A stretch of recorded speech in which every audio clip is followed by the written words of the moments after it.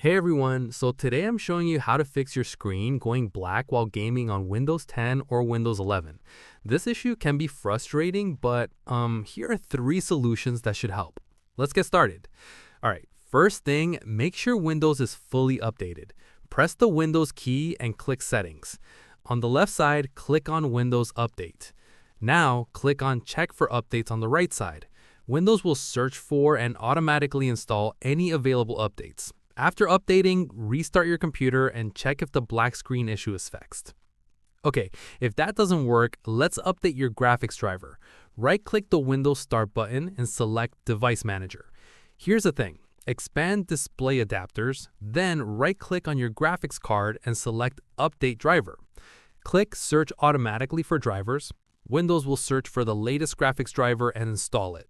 Once done, restart your computer and test your game again. If the problem persists, we'll try reinstalling the graphics driver. Open Device Manager again, expand Display Adapters, and right-click your graphics card. This time, select Uninstall Device. Check the box that says Attempt to remove the driver for this device, then click Uninstall. Restart your computer. Windows will automatically reinstall the graphics driver when you boot back up. After rebooting, launch your game and see if the black screen issue is resolved. And that's it. One of these solutions should fix the black screen while gaming on Windows. If this helped you out, let me know in the comments below.